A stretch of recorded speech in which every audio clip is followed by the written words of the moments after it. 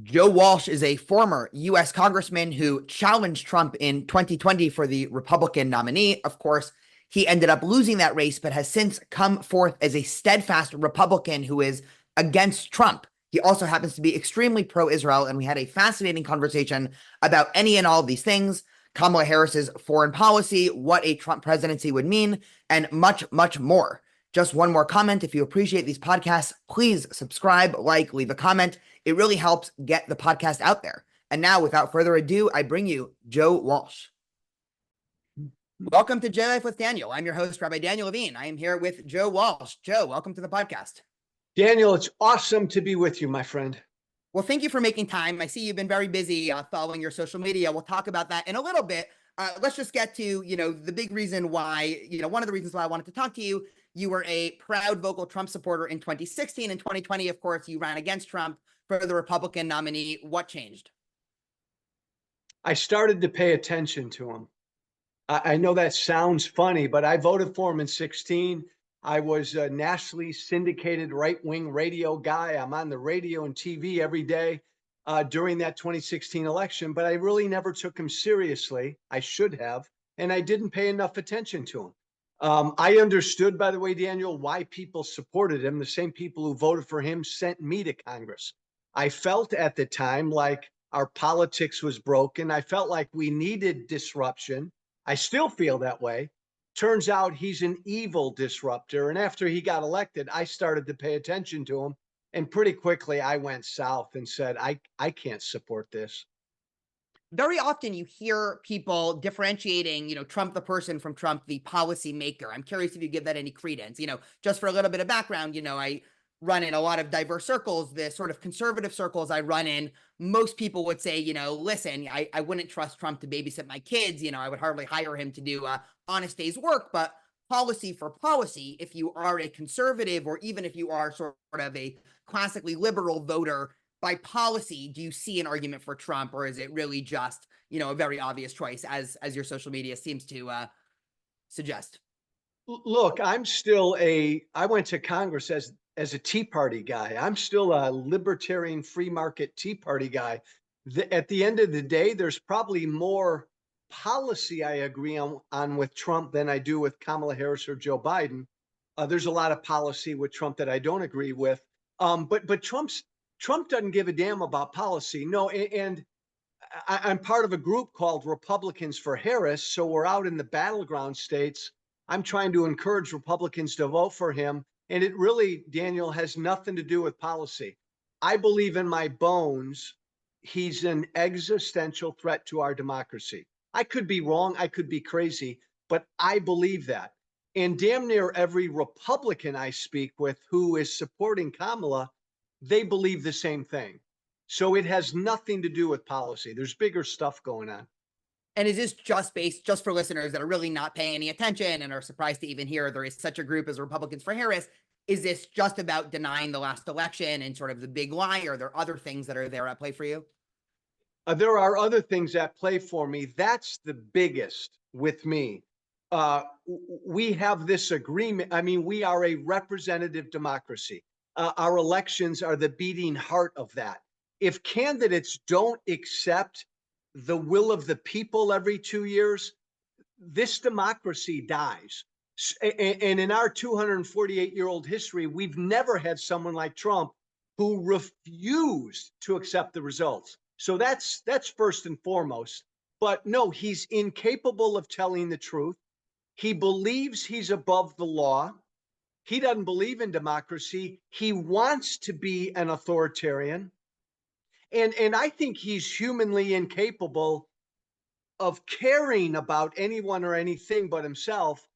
And as president, that's scary because I think he's incapable of putting the country's interest ahead of his own. That's manifestly unfit. He's So a obviously, horrible human being. Yeah, I mean, I think at this point, I'd be shocked if any American still thinks he's a good person, right? To say nothing about policy. I mean, again, most of the people I know voting for him, and, we'll get to the Middle East in a minute, because that's the other half of the reason why I wanted to talk.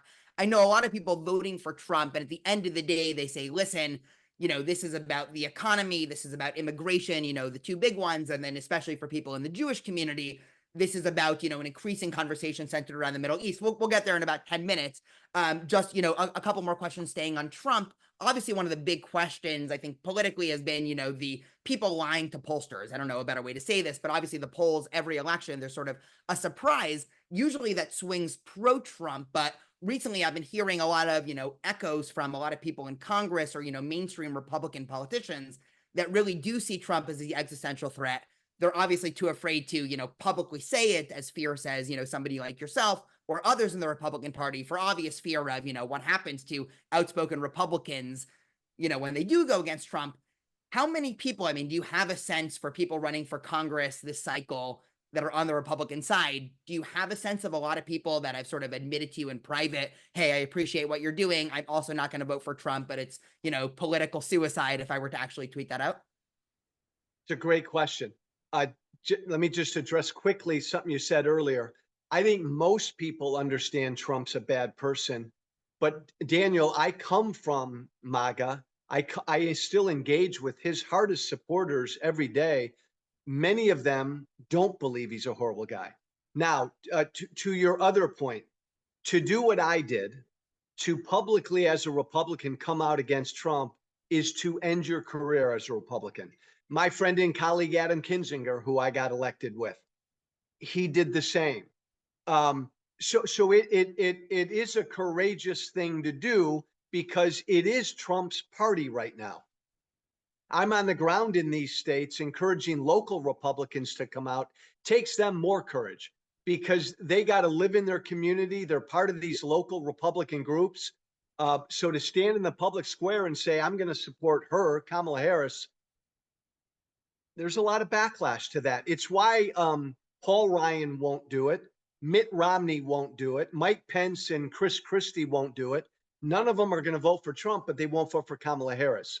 So that needs to be encouraged. I do believe traditionally most of Trump's support has been undercounted in the polls because people were embarrassed to say they support him. I think there's an opposite effect going on this year. I think there are a lot of Republicans who are afraid to say they're going to vote for her. I've heard that on the ground. So there may be something there. It is strange on the Mike Pence and Mitt Romney. I know you just had a tweet about Mitt Romney, yesterday when I was looking at your Twitter. To me, there's very little difference between refusing to vote for Trump and just admitting you're voting for Harris. I mean, at the end of the day, it is a binary choice. So, saying you refuse to vote for person A, you might as well just say you want them to lose the election. I mean, I don't know. It just seems like a weird type of cop out to say I'm not voting for person, for person A. And Daniel, you're right. But it goes beyond weird. Like Mitt Romney believes Donald Trump is unfit to be president.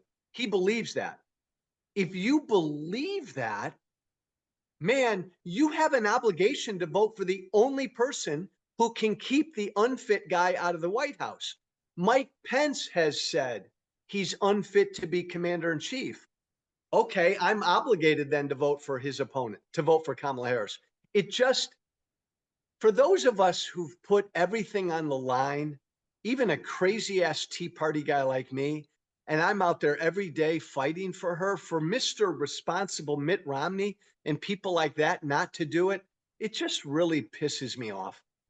Yeah, I mean, what's been some of it? I mean, I do want to get to Israel in a second, but what's been your reaction? I mean, how has both, the right and the left reacted to you? I'm sure people who know who you are at, left-wing rallies or, Kamala Harris rallies, I mean, what is that relationship? Or, is it friendly? And then on the flip side, people who, we're sort of lifelong followers of yours, especially in your home state, are you getting a lot of hate messages? I mean, I'm sure it hasn't all been nice, but has it been primarily, terrible, you're a horrible person, I can't believe you're doing this? Or has there been a little bit of nuance there? No nuance. And Daniel, think of it like this. Imagine you're AOC and you feel so strongly against your own nominee, the leader of your party, that you're actively campaigning for Ted Cruz to be president. I mean, that's what I did. I was Mr. Right-wing musket-grabbing Tea Partier. I came from all the way over there, and now I'm helping get progressives elected because I so fear for what my party became. That's like a journey I don't know anyone else took. Yes, From the moment 6 years ago I came out against Trump, I've received daily threats and hate. It's part of the deal. And it's part of why a lot of Republicans also are afraid to come out. Yeah. So you mentioned AOC, which is, I think, a perfect segue to the argument that at least I'm seeing in the Jewish community of why I think Trump will probably get a higher percentage of Jewish votes than the last several elections. It's still not going to be over 50%. Of course, American Jews vote primarily liberal. It's about, 70% just historically there. Just to hone in on AOC, right? So obviously we're speaking now, it's, Tuesday afternoon, Iran has just launched 181 ballistic missiles at Israel. Over the past week in Lebanon, of course, everybody, that listens to this, of course, is aware of the pager attack and then the walkie-talkie attack and then the assassination of most of the top brass of Hezbollah, including Hassan Nasrallah. AOC's response to the pager attack, which, of course, in my opinion, I'm going to guess you don't disagree, probably the most targeted attack in history. I mean, if we're worried about collateral damage, and, maybe I don't agree, but I can understand why people are seeing what's happening in Gaza and thinking Israel's not doing enough to protect civilians. I don't agree with that, but that's at least a conversation I'm willing to have. Something like targeting just the pagers or walkie-talkies of people as a part of a terrorist group, that seems like, A plus, and still AOC tweets out, I'm forgetting the exact wording, but, heavily condemning it. This is an act of terrorism. To me, that's why I think, you have the argument there. I mean, again, that doesn't amount to a full argument of therefore Trump, but even in general, I mean, you've been very critical of the Iran deal, of Obama's Israel policy, of, potentially levying aid to Israel based off of policy, which of course the Biden administration has done. You called the two-state solution insane, all things that are mainstream Democratic policies. For somebody that says, listen, Joe, I agree with you, and Trump is potentially even a, 30% existential threat to democracy, but, we've rolled the dice already and it seemed like it went okay. And because of the Middle East, because I have no idea what's going to happen in 2 months in Lebanon or Iran and all of that, I'd rather trust somebody who I know is going to support Israel and not cave to the far left. How would you answer that perspective? It's my favorite question, Daniel. And it's my favorite question because I'm so ridiculously off the charts pro-Israel. And the Democratic Party is divided on Israel. And it's always been that way. It was that way when I was in Congress. It's worse now. Joe Biden, Kamala Harris. Look, I went to Congress when Obama was in the White House, and Obama was the first American president. Like American presidents, right? You know this, have always played this game where they're like some mediator between two warring sides. I've always thought that's bullshit. America shouldn't be in the middle. America's with Israel. We're not the referee. We're with Israel. Obama was the first president in my lifetime who didn't even assume that role. Joe Biden obviously is more pro-Israel than Obama was. Joe Biden's not as pro-Israel as I am. Kamala Harris, I think, fits more along the lines of Biden. I think Obama was an ideologue when it came to the Middle East. I don't think Kamala Harris is. I think she's pragmatic. Donald Trump doesn't give a fuck about Israel. Donald Trump is transactional. So he will support Israel because his base supports Israel. Donald Trump didn't give a fuck about the Supreme Court, which is why he gave the Federalist Society. He said, you go find conservative justices. I don't care. All Trump cares about is him.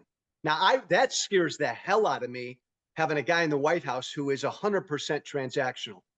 But look, when it comes to Israel, if I were solely voting on the issue of Israel, I'd probably vote for Trump over Harris. But support for Israel is my second most important issue in the world to me right now.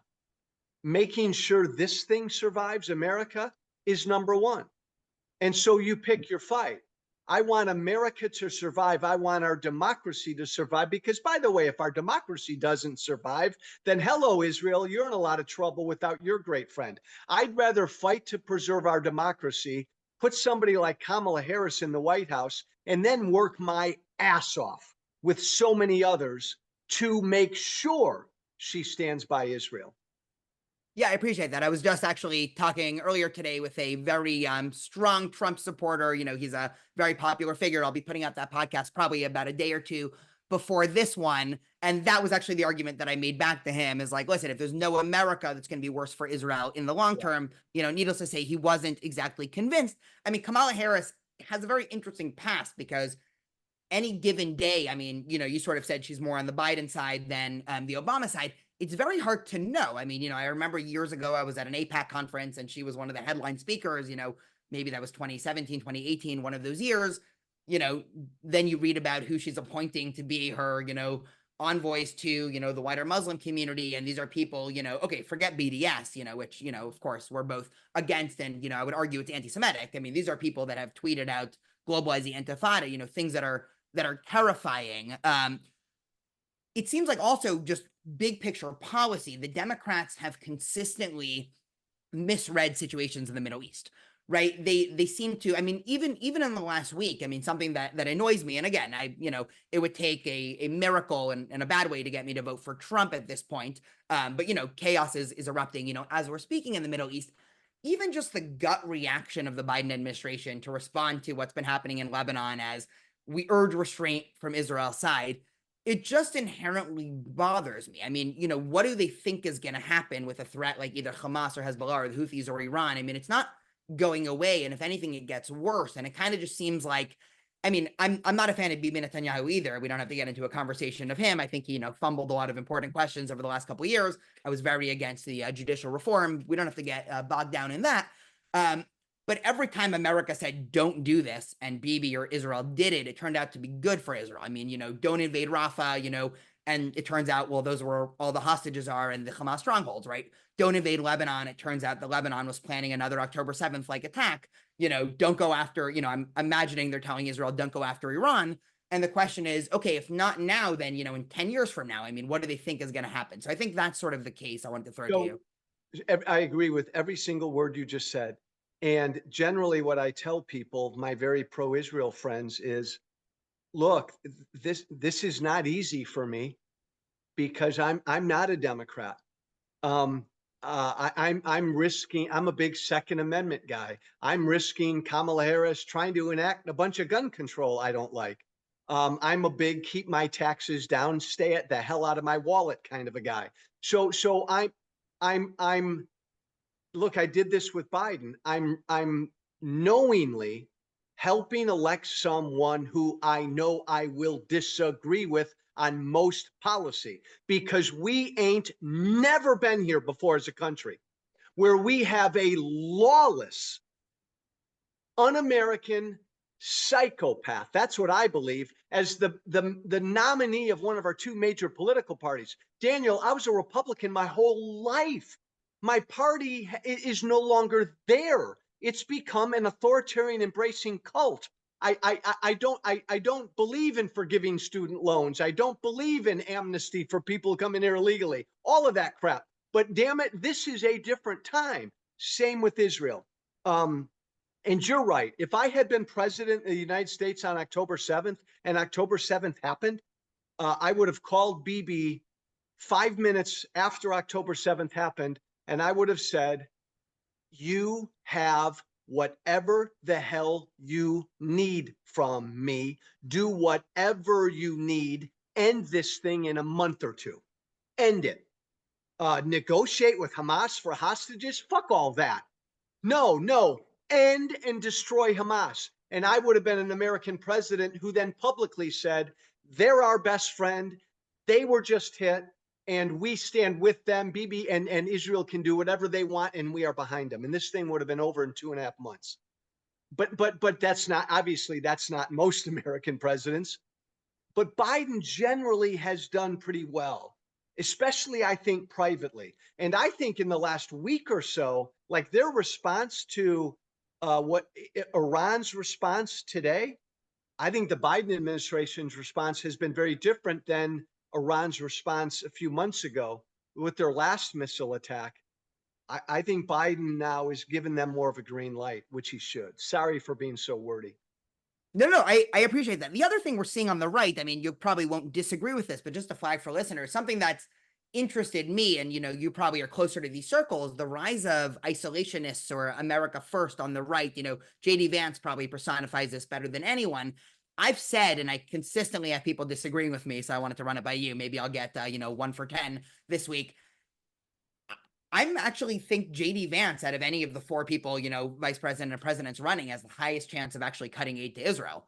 Not because he doesn't like Israel, but just because it's a very, thin line between, isolationism, let's defund Ukraine, why are we in these foreign wars, to, hey, why are we giving Israel all this money? Again, without talking about the obvious benefit to America of the aid to Israel and what they get. But what do you think accounts for this? I mean, just thinking about the wider Republican Party, even in the way that, now Trump and a lot of Republicans in Congress are talking about the Russia-Ukrainian war. I mean, it just seems crazy. Is this all them getting caught up in the, cult of personality of Trump? And so if Trump won't condemn Russia unequivocally, they won't either. Is isolationism sort of more hardwired? I mean, this was obviously a big thing in the 1920s and 30s in America, but it seems strange that right now so much of the Republican Party is talking about, should America just keep to themselves and be totally isolationist?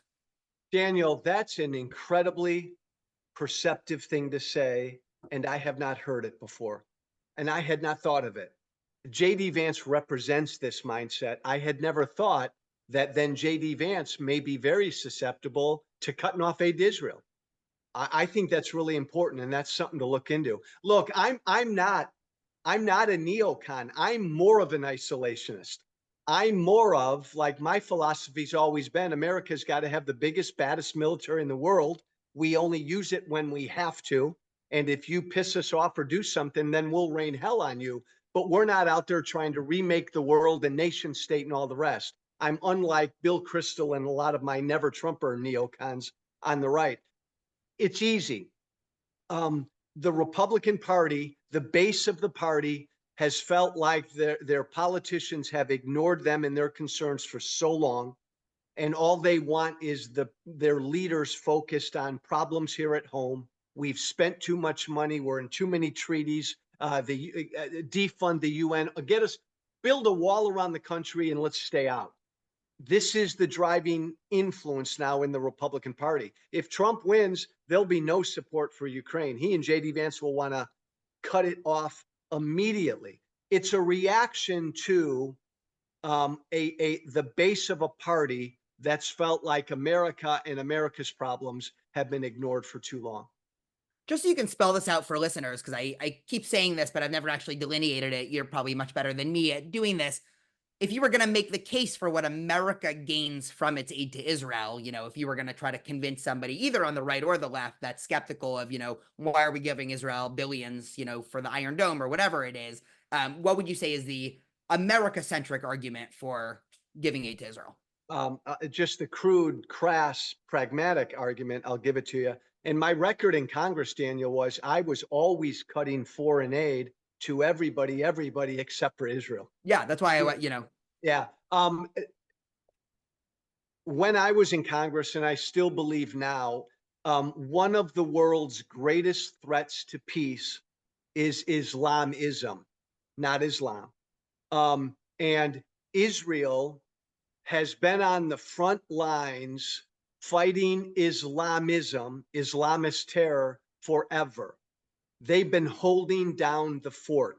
If Islamism is able to grow and take over Islam or be a real rival threat to peaceful Islam, then the whole world's in a bunch of trouble.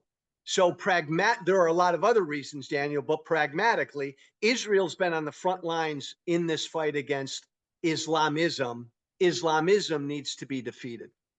Yeah, and I think it's telling that, if you look at who was celebrating the murder of Hassan Nasrallah this past week, it was, of course, most Americans that are sane, and most people in the West that are sane, and also people on the ground in Syria, Iran, and Lebanon. I mean, I even, all throughout the Muslim world, I think they inherently realize this battle within the Islamic world. I mean, you sort of saw this in the Abraham Accords, right? One of the main reasons, just for listeners, just to give them the background, is because they're afraid of Iranian radical Islamic encroachment. And, most people in Saudi Arabia, I think, just want, to live normal lives, and so this is sort of the off-ramp there. You mentioned the UN. You've also been very critical of the UN.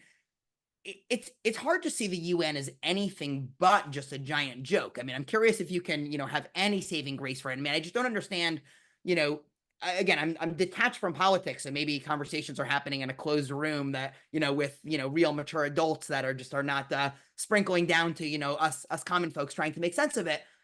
How, I mean, the Human Rights Council having countries that, have gender apartheid and will kill heretics, and, freedom of speech is, a laughable concept. They've long kicked out Jews and Christians from the country. I mean, how is that happening? I mean, how is the world with a straight face saying, yes, of course, countries that, have forced female genital mutilation should be on the Human Rights Council? I mean, and it's straight, just to add to that question, the same people who would knee jerk reaction say, the UN's condemned Israel, we should listen to it. Those tend to be progressives that would abhor policies of radical Islamism that you were mentioning before. So are people getting tricked? Or are they just not paying enough attention, or what's happening there? Daniel, I think it's like just inertia. The UN has been an institution for too damn long. You wouldn't start a United Nations today. You wouldn't have started it 10 years ago or 15 or 20 years ago. It's just been there for so long. It's beyond irrelevant. It is a joke, but because there's such an institutional history there, there's not enough of a movement to get rid of it, to defund it. We shouldn't be giving a dime to the UN. Again, like I know, the UNRWA, the leader in Lebanon is with Hamas in Lebanon. I, I tried to defund the UN when I was in Congress. I got a handful of Republicans who cheered me on, and most of the Republican Party then 10 years ago supported it. The Democratic Party never. There's just not enough of a consensus to really play hardball with the UN. Yeah, I mean, the UN is, I mean, they're so pernicious. And you had mentioned the head of the, UNRWA in Lebanon, who was actually a principal in one of the UN schools that was, an active member of Hezbollah or participated on 10/7. I mean, obviously, at best, the UN is useless. They sort of pretend that they're going to hold treaties. I mean, you see this with Hezbollah right now, right? After the 2006 war, the UN set up a line. I'm forgetting what the resolution number was. Listeners could easily fact check that. And the UN basically said, okay, to have peace, Israel doesn't go above this line and Hezbollah doesn't go below. And of course, that took maybe a couple months, and the UN's not going to do anything. I mean, even right now, the UN is calling back all their troops there. But So Daniel, you know what though? Respond to this, because I actually think we're at an inflection point, and I think it's a great inflection point. October 7th changed everything. October 7th changed Israel. Israel will no longer live next door to neighbors who want to wipe it off the planet. Those days are done. And so Israel now is on the offensive. And I think Israel is going to now try to remake the Middle East.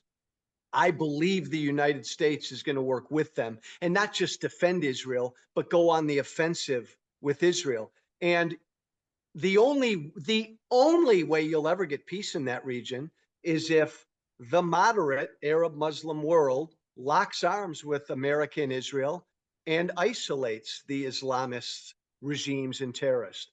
We're at one of those moments, I think, where that's going to happen. It could happen.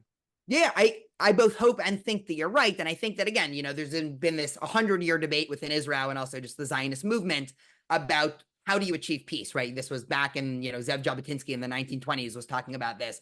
Do you achieve peace through peace or peace through strength? I mean, it sounds oxymoronic, but in the Middle East, generally, you achieve peace through strength, right? It's not, hey, Joe, would you like to make a peace treaty with me? It's you see me being really powerful and you're like, oh, this person seems really good to get on my team. It seems like historically that's been borne out true and true again in Israel. I mean, it's not a mistake. I think, Menachem Begin, who was the first right-wing Likud prime minister, was also the first one to actually have a major peace treaty with Egypt and actually give away land. I mean, what a radical move that he was doing, for, now we think of Egypt as, again, sort of a neutral observer in the Middle East. They fought 5 wars against Israel in the first, 25 years, and they were basically the leader of the pan-Arab world and there. So I totally agree. I know our time is short, so I just had one more question and then happy to, give you the mic for anything you think we didn't address. I obviously, most of my life revolves around campus. I saw firsthand a lot of the insanity happening on campuses with the encampment and, just what's happening in various grad student unions and everything there. There's been a lot of talk about Congress and also the president basically, either tailoring or cutting public funds for especially public schools based off of schools taking care of anti-Semitism on campus. I mean, sort of the other way to frame it is it seems crazy to some extent. I'm in California, so, we have relatively high taxes, and some of which, okay, great, go to the public school system, still okay. I'm generally on board with that.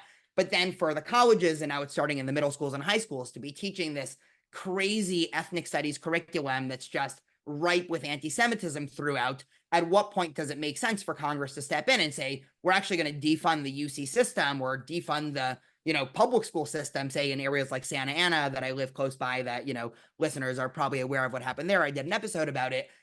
To what, I mean, I guess both what power and to what extent should Congress actually step in and say, you know what, enough is enough? You and I may diverge a little bit on this. So I'm a robust free speech guy. And I don't want Jewish students protected on campus. I don't want Muslim students protected on campus from speech. I don't want the LGBTQ community protected from speech. Not here, not in this country. I want robust debate. In this country, you should be able to walk around and wave a Hezbollah flag.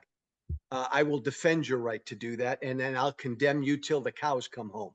I want that same kind of thing on college campuses. It went too far in the spring, because when you get to a point where students can't go to class, when students are denied access to certain parts of campus, hello, that's not free speech. That's a violation of my rights. So I think, and I don't look, you know better than I do. Universities are bastions of liberalism in damn near every department. I don't want the government telling people what to teach. I want balance as much as possible. But like, I have a problem with a lot of what DeSantis has done down in Florida, where it was always the left that used the power of government to push their ideology. Part of Trump and the MAGA movement is the right wanting government to tell teachers what they can teach, to ban certain books. I don't think that's the answer. We got to defeat their ideas. Yeah, no, the way that I've always thought of this action by Republicans, and then I'll tailor my question a little bit and ask it again, because I want to push back a tiny bit, is that the sort of knee-jerk vote for Trump is, you say, okay, the other side's being illiberal, we'll just be a liberal back, as opposed to the best way to fight illiberalism is doubling down on liberalism.